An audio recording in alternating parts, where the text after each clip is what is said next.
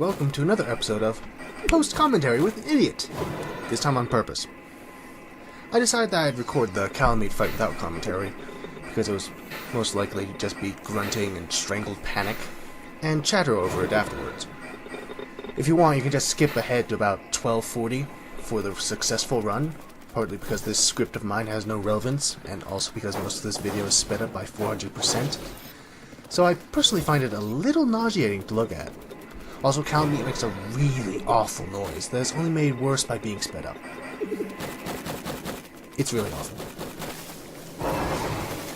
So, since I record this, I've started New Game Plus with Mia, and I've got some beef with the Greatsword of Artorias. It's a really cool weapon with just tons of lore, but just awful by game design standards. From what I've read about this game, and in planning for Dark Souls 2 and 3, the Greatsword of Artorias appears 5 different times over all 3 games, with each representing a different point in the weapon's timeline. And 3 of those times is in this game itself.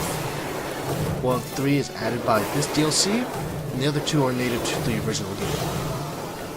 In chronological terms, the Greatsword of Artorias comes first. Made from the soul of the Great Grey Wolf Sif, the Greatsword of Artorias is the weapon in its original form, before Artorias made his covenant with the creatures of the Abyss. Out of all the weapons, it's the only one that has scaling with its required 20 intelligence and 20 faith, alongside its 24 strength and 18 dexterity. It also has a divine modifier, so it can permanently kill the skeletons in the Tomb of the Giants and the boss fight with Nito. The chronologically second version of the sword is the Greatsword of Artorias, parenthetically cursed. This is the form the sword takes after Artorias makes his covenant with the Abyss. It loses its divine modifier, but gains the ability to damage the New Land of Ghosts without the player having to be under the effects of a curse, because it itself is under a curse. Of course, this also means that you can't block them, and your armor does nothing for you. So, yeah. It also loses its scaling with the spellcasting stats, no matter how much the game tells you otherwise. The Greatsword of Artorias, Cursed, does not scale with the spellcasting stats. However, even if it doesn't scale, the weapon still requires 18 faith and 18 dexterity, alongside its 24 strength and 18 dexterity. And herein lies the design problem. If you reinforce the Greatsword of Artorias Cursed, or look at it in the reinforcement menu, it loses its parenthetical. So the only way to differentiate it from the standard Greatsword of Artorias is to look at its stats. And I, a hopeless idiot, screwed up and inadvertently made the Greatsword of Artorias Cursed twice, to my eternal shame and annoyance, because now I have to run through the game an additional time over.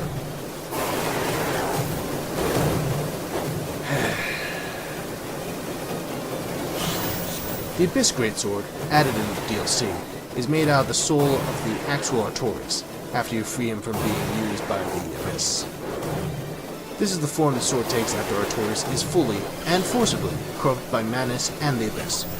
Having already lost its divine modifier when it became cursed, it bafflingly also loses its ability to harm ghosts because it stops being cursed when it absorbs even more of what makes it cursed, or some nonsense.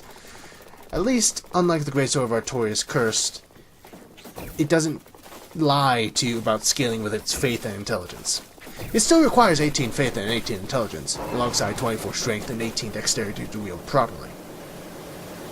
The weapon also features a completely unique moveset based off of Artorias' moveset when you fight him. Flipping and spinning and all sorts of crazy.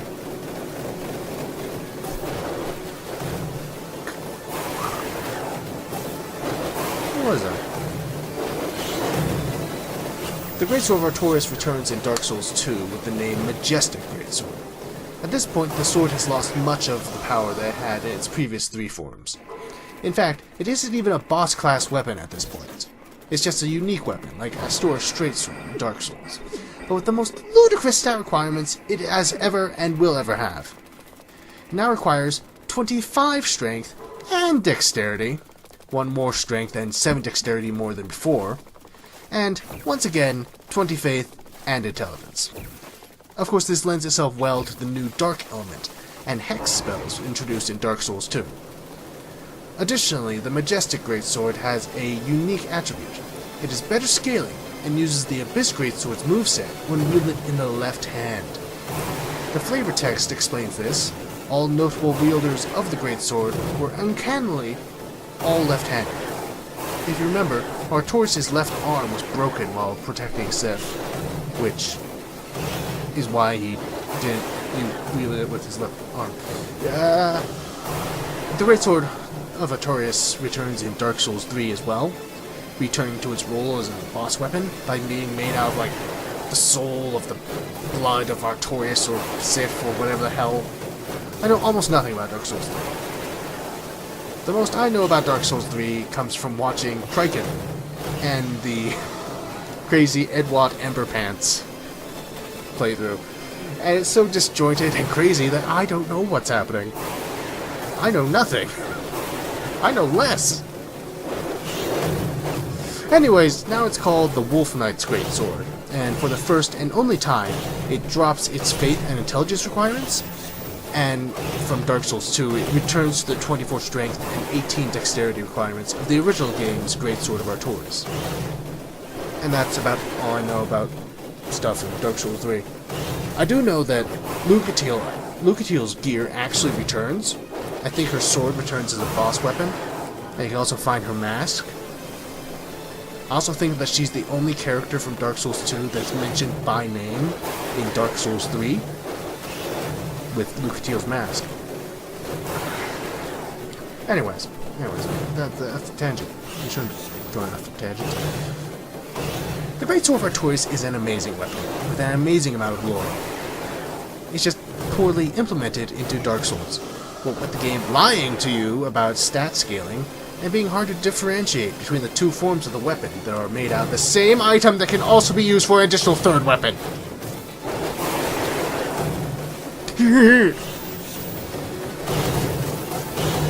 Anyways, this is Black Dragon Kalameet. He's a jerk. And also raises a bit of a lore question. Of Gwyn's 4 elite knights, we've met 3 here. Knight Artorias, the Abyss Walker, who had been driven insane by the corruption of the Abyss and had to be killed. Lord Blade Ciaran, who might have been who originally had to kill Artorias before you altered the timeline. Also, the two might have been romantically involved or something. And Hawkeye Gao, an archer who has gone blind during his stay in Oolacile. There's one who, strangely, isn't here. Dragonslayer Ornstein. Why isn't Dragonslayer Ornstein here to slay the dragon? It's slightly suspect? You can also get all 4 of their rings in the game, even in the base game. You find Artorias' ring, the Wolf Ring, on a ridge in Darkroot Garden, which is in the future of Oolacile. Likely once he was corrupted, he lost the ring in Oolacile and it was never recovered, however long it took to reach the main game's story. You retrieve Ornstein's ring, the Lion Ring, off of his corpse or just dropped on the floor after you kill him.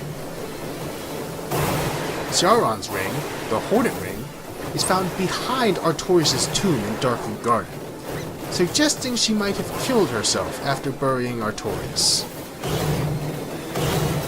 Gao's ring, the Hawk Ring, is found in a chest behind the giant blacksmith in Anor Londo. This is a little strange. Did Gao actually return from Oolacile and gift the blacksmith with his ring? Is he the blacksmith himself? It's a bit of a conundrum. What even happened to Gao? I don't really have a clue. Because he couldn't really be an archer anymore. I don't know. But he'd have to have made it back from Oolacile because none of the other rings got covered. This was the only ring that made it back to Anor. This is another tangent. Kalameet has a lot of weird hitboxes and terrible attacks.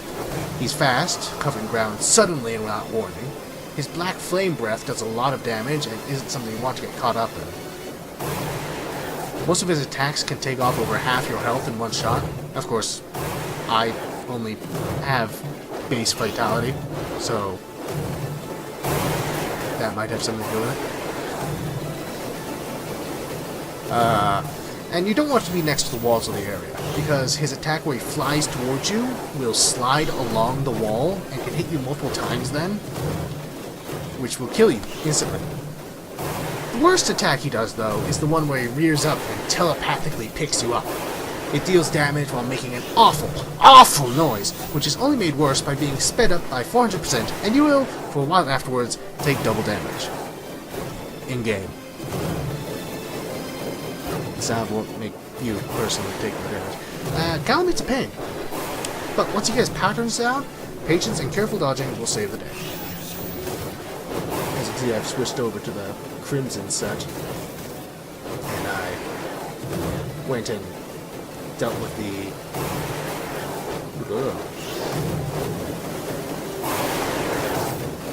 Forest Hunters Covenant in order to get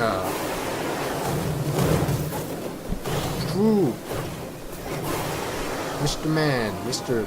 Merchant Man to appear. Oh, what's his name? With the Ninja Bodyguard. Because the Ninja Bodyguard has a useful ring that makes it so that your quick roll is changed into an even faster forward flip with even more iframes to it, which is very useful, especially for this. Also, the Crimson set is very good. It's always very good.